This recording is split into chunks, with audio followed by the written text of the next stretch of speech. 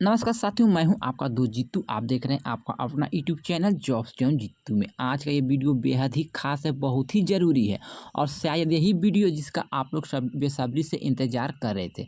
तो दोस्तों, अक्सर आपने देखा होगा कि जब भी बिहार सरकार की ओर से कोई पत्र निकलता है, कोई आदेश जारी होता है या फिर नीतीश कुमार जी के द्वारा अचानक मीटिंग बुलाई जाती है, तो पूरे बिहार में की संख्या में लाखों संविदा कर्मचारी, आउटसोर्स कर्मचारी, दैनिक वेतनभोगी कर्मचारी, साथ ही यहाँ तक कि जो भी हटाए गए कर्मचारी, सबकी निगाहें एक ही सवाल पर टिक जाती है कि आखिरकार बैठक से हमारे लिए क्या निकलने वाले हैं। तो आज की जानकारी हमारे पास जो आई है वो किसी अफवाह पर आधारित नहीं, ये पूरी तरह से प्रमाणिक लेटर पर आधारित है और ये खबर है। तो खबर को सुनने के बाद आपको यकीन मानिए, आप में से हर एक के चेहरे पर मुस्कान आ जाएगी। जी हाँ साथियों, इंतजार की घड़ी खत्म हो गई है। मुख्यमंत्री नीतीश कुमार और उप मुख्यमंत्री सम्राट चौधरी की अध्यक्षता में 7 अक्टूबर 2025 को सुबह 11 बजे एक महत्वपूर्ण बैठक बुलाई गई है। और इस बैठक का एजेंडा सिर्फ सामान्य नहीं, बल्कि इस बैठक से जुड़े खबरें इशारा कर रही कि आने वाले दिनों में संविदा कर्मचारी, आउटसोर्स कर्मचारी, दैनिक वेतनभोगी कर्मचारी, साथियों यहाँ तक कि हटाए गए कर्मचारी, लोहिया स्वच्छता पर्यवेक्षक, स्वच्छता कर्मी के लिए बड़ी सौगात निकल सकती है। तो आप सब सोच रहे होंगे कि आखिरकार ये बैठक क्यों बुलाई गई है, तो इसमें कौन कौन सा विभाग शामिल होंगे, किस तरह के फैसले लिए जा सकते हैं, आचार संहिता लागू होने से पहले सरकार किस तरह का बड़ा ऐलान कर सकती है, इन सभी सवालों का जवाब आपको आज इस वीडियो में विस्तार से मिलने वाले हैं। तो आपसे एक छोटी सी रिक्वेस्ट करते हैं कि अभी तक आप लोग चैनल को सब्सक्राइब नहीं किए हैं तो कृपया करके चैनल को सब्सक्राइब कर लीजिएगा। वीडियो पसंद आएंगे तो वीडियो को लाइक कीजिएगा, वीडियो को शेयर कीजिएगा। तो चलिए देर ना करते हुए सीधे मुद्दे पर चलते हैं और इस बैठक से रोस्टर से लेकर संभावित फैसले तक हर एक बिंदु पर विस्तार से चर्चा करते हैं। बस आप लोग वीडियो को देखने का काम कीजिएगा।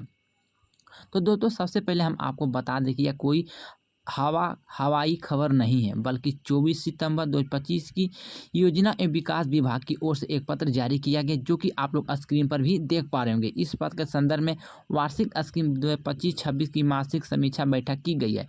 पत्र में स्पष्ट तौर पर लिखा गया है कि सभी विभाग के सचिव या नोडल अधिकारियों को बैठक में मौजूद रहना अनिवार्य है। प्रेषक है अजय कुमार, प्रभारी पदाधिकारी, योजना एवं विकास विभाग, पटना। पत्र में साफ कहा गया कि 7 अक्टूबर 2025 को सुबह 11 बजे से लेकर 1:30 बजे तक सांख्यिकी निदेशालय पटना के सभागार में ये बैठक की जाएगी।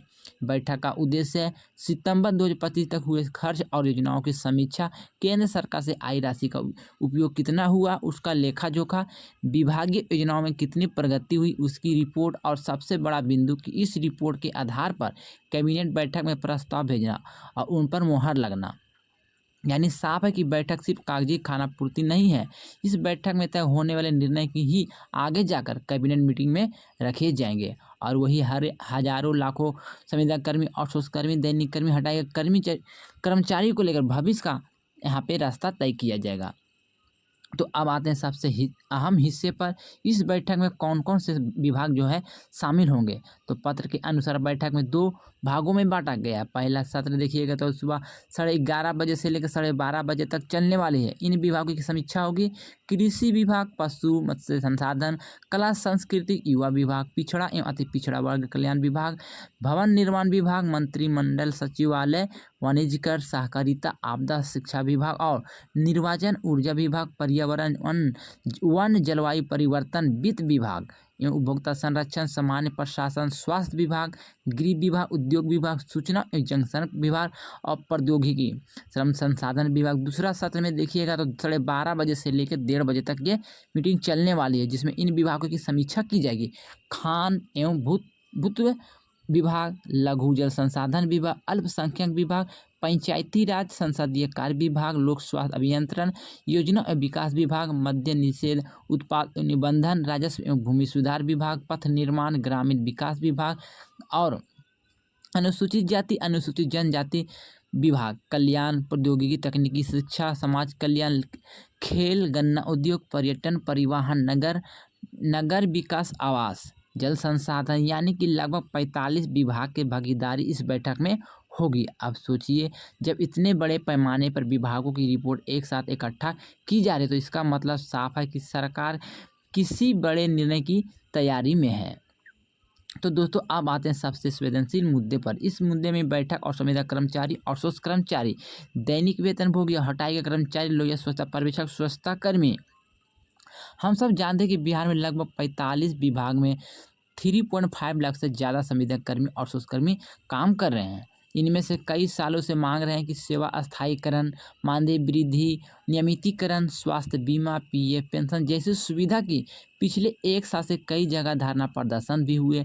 लोहिया स्वच्छता पर्यवेक्षक से लेकर आंगनबाड़ी सेविका, सहायिका, जीविका रसोईया, ANM, GNM, data entry operator, clerk, technician, सहायक, हर कोई अपने अधिकार की मांग कर रहे हैं। अब चूंकि आचार संहिता लगने वाली है, चुनाव का समय नज़दीक है, ऐसे में सरकार पर दबाव है कि कोई बड़ा फैसला ले, और ये वही वजह है कि इस बैठक को बेहद अहम माना जा रहा है। संभव है कि इस बैठक से निकलने वाले प्रस्ताव पर कैबिनेट में निर्णय हो सकता है। संविदा कर्मचारी, आउटसोर्स कर्मचारी, दैनिक वेतनभोगी कर्मचारी को लेकर यहाँ पर बहुत अच्छा गुड न्यूज निकल कर आ गया है, यानी कि संविदा आउटसोर्स कर्मचारियों का मानदेय 20 से 30% तक बढ़ाया जा सकता है। दैनिक वेतनभोगी का न्यूनतम मजदूरी अधिनियम के अनुसार अस्थायी दर भुगतान मिलेंगे। हटाए गए कर्मचारी, पूर्व सचिव संख्या की स्वयं सेवक की पुनर्नियुक्ति या सेवा पर विचार किया जाएगा। लंबे समय से सेवा दे रहे संविदा कर्मियों को नियमित करने की भी प्रक्रिया शुरू होंगे। स्वास्थ्य बीमा, पीएफ पेंशन जैसी सामाजिक सुरक्षा में सुधार लागू किए जाएंगे। यानी ये सब सारा बेनिफिट आप सभी को मिलने वाले हैं। तो दोस्तों राजनीति का समय बहुत ही महत्व होता है। 2025 का विधानसभा चुनाव नज़दीक है।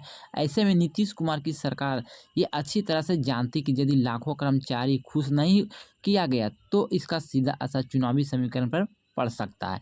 संविदा कर्मी सिर्फ खुद वोट नहीं करते, बल्कि उनका परिवार, उनका मोहल्ला, उनका गांव, हर जगह उनकी आवाज़ सुनी जाती। इसलिए सरकार चाहकर भी इस वर्ग को नाराज नहीं कर सकती। यही वजह है कि इस बैठक को एक तरह से चुनावी मास्टर स्ट्रोक माना जा रहा है। अगर यहाँ से कर्मचारी के पक्ष में बड़े फैसले निकलते हैं तो निश्चित तौर पर इसका सीधा फायदा सत्ताधारी दल पर मिलेंगे। तो साथियों अब आते हैं समेटते हुए, कहते हुए और पूरी निष्कर्ष पर, यानी कि 7 अक्टूबर 2025 की बैठक सिर्फ एक साधारण समीक्षा बैठक नहीं है, बल्कि यह बैठक लाखों संविदा कर्मी, आउटसोर्स कर्मी, दैनिक वेतनभोगी, हटाए गए कर्मी के लिए उम्मीद की किरण लेकर आ रही है। सरकार के पास समय बहुत कम है, आचार संहिता का दबाव है, लेकिन जनता की उम्मीद बड़ी है।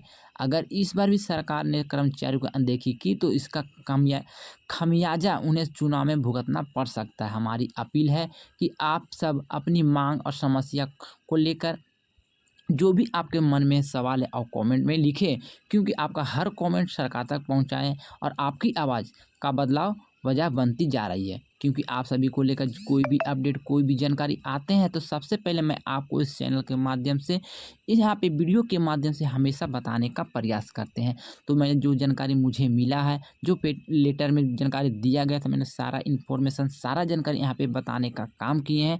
अगर ये जानकारी आपको थोड़ा सा भी अच्छी लगी तो वीडियो को ज़्यादा से ज़्यादा लाइक, ज़्यादा से ज़्यादा शेयर और चैनल को सब्सक्राइब जरूर कीजिएगा, क्योंकि सब्सक्राइब करने में आपसे कोई पैसा या शुल्क या चार्ज नहीं लगता है।